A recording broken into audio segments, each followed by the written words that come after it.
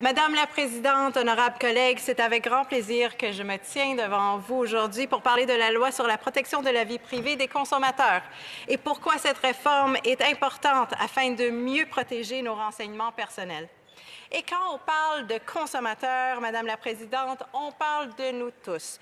Tous les Canadiens ont le droit de dormir l'esprit tranquille en sachant que leurs informations personnelles sont protégées.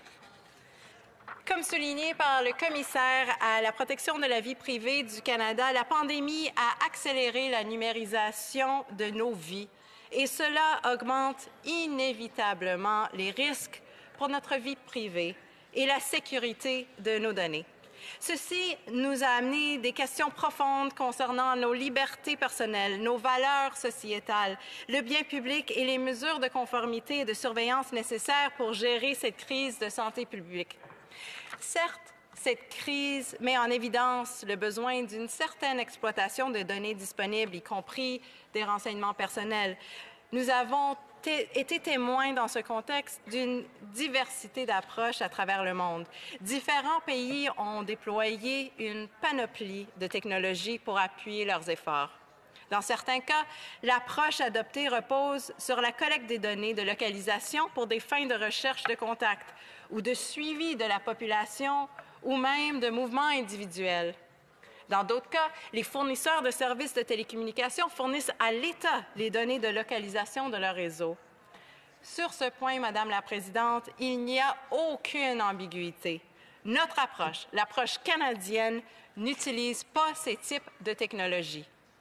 This federal government will always defend our privacy and our personal data.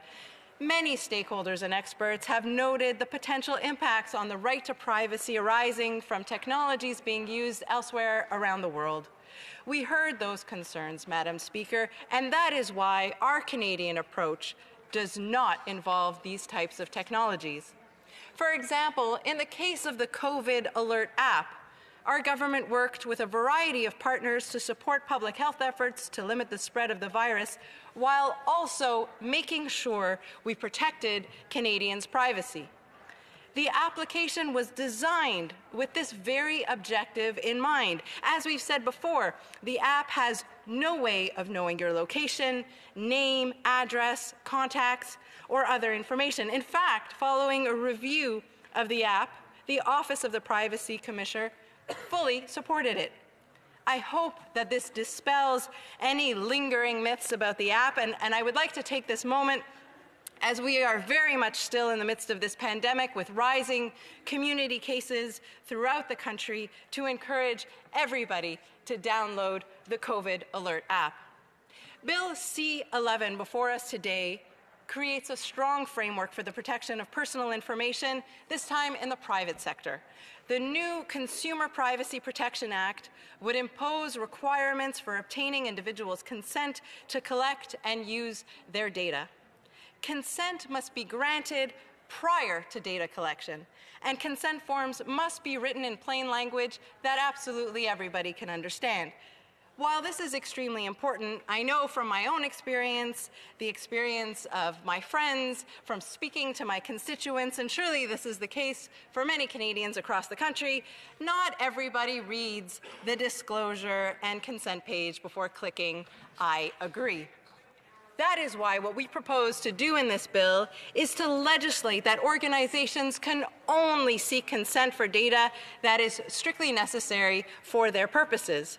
You can collect credit card information if you are buying something. You can collect an address if you will be delivering something. Critically, this bill also further empowers consumers. It gives us the unfettered right to ask what information has been collected about me. How has it been used? Has it been shared? Has it been sold? And we, as consumers, would have the right to access the information that an organization might have on us and request its immediate deletion. Another groundbreaking provision, Madam Speaker, involves AI and algorithmic transparency. We are all familiar with these algorithms, which make predictions and recommendations with the aim of influencing and impacting our decisions. Whether our experience is seeing advertising on Facebook or Google, which very strangely resembles some searches we recently did, or recommendations of videos on YouTube, for example.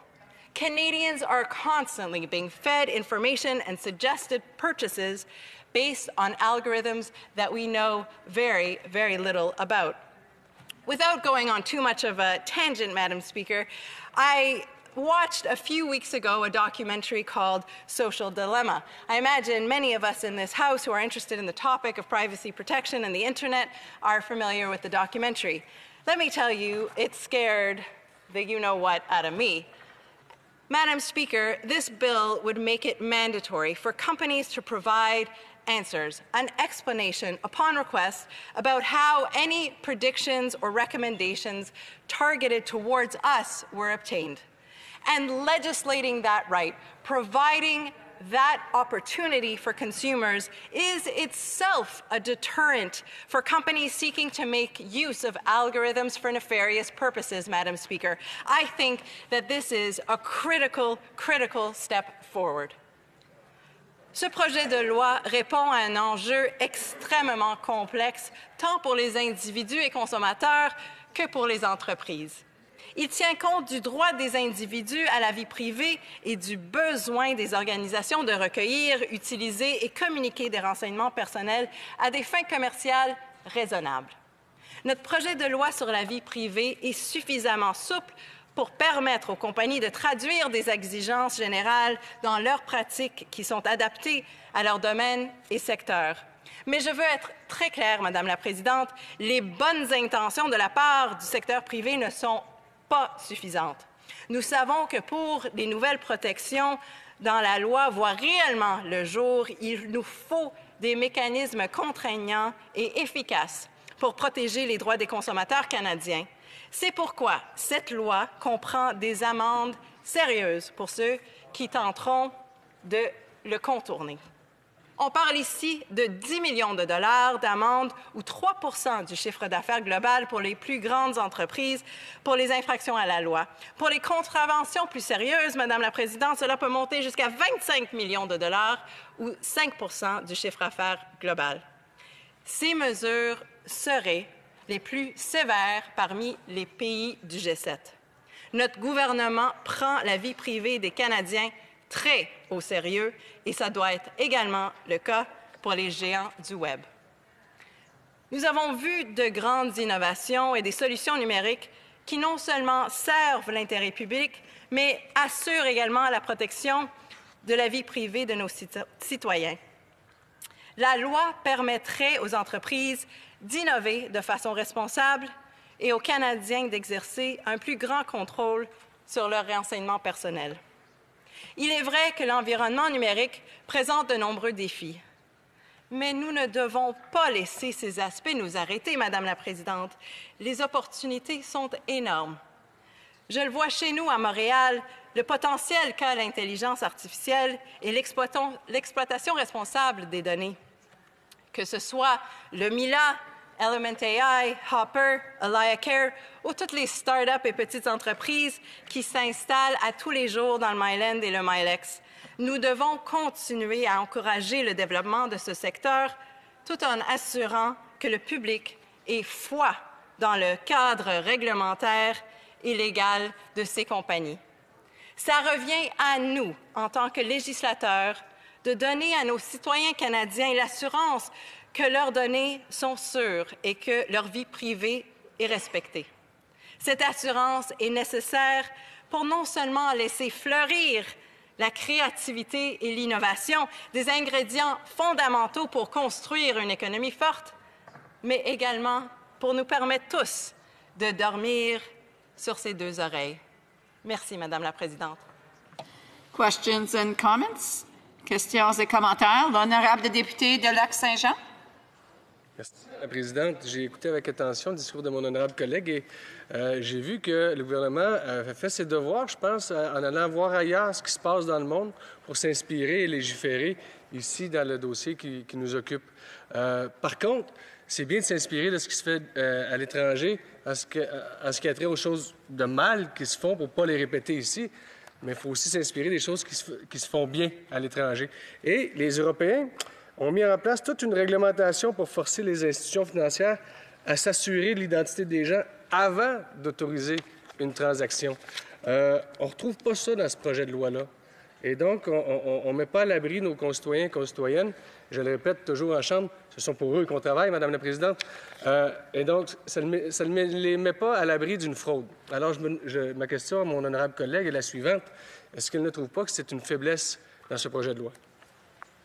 Honorable secrétaire parlementaire.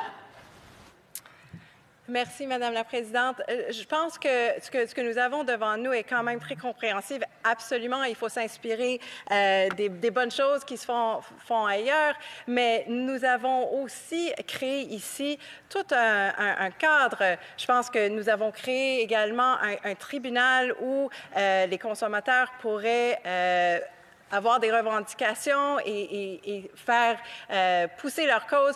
Alors, je crois que ce qu'on présente aujourd'hui est quand même très étoffé, mais je serai évidemment très ouverte à regarder ce que d'autres pays font si mon collègue a des amendements spécifiques qu'il aimerait présenter en comité. Questions et commentaires. The honourable member for Stevenston, Richmond East. Thank you, Madam Chair. Thanks for the member for the speech here. We actually had a lot of time to talk about the current situation of privacies in Canada. As the member prior from Portneuf, Jacques Chrétien, mentioned that there are many situations in Canada that privacy has already been a problem. I wonder what the members thought of as we are like in a sinking ship here. We have many holes in the Canadian privacy ship, and meanwhile, they are talking about a scheme that would actually make it perfect. However, why not just plug big holes, infiltration such as Russia, Iran, or even China through Huawei 5G?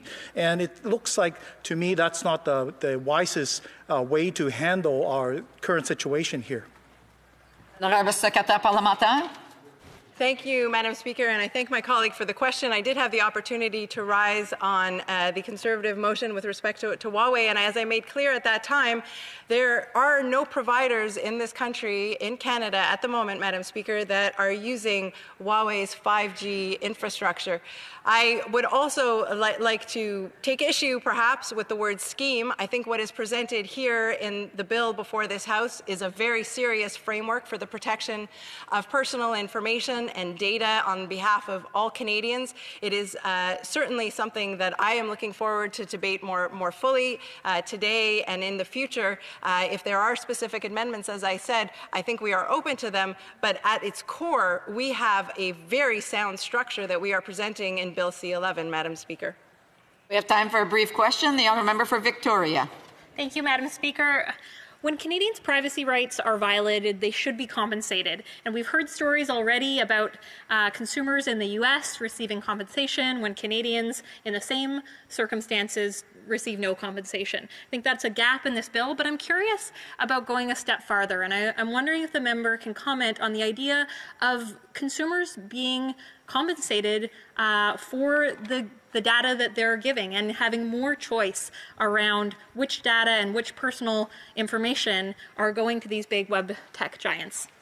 Une brève réponse de la secrétaire parlementaire. I detailed in my speech earlier the very significant fines that companies would suffer for any contravention to this law. I understand that what my colleague is asking for is compensation directly to consumers. As a former commercial litigator, I think there are serious issues with identifying what appropriate damages would ensue from what kind of data breaches. What I find so interesting about many of the provisions in this legislation is that it provides deterrence for companies not to engage in this behavior. So it's actually eliminating the behavior that we want to discourage rather than compensating consumers after the fact.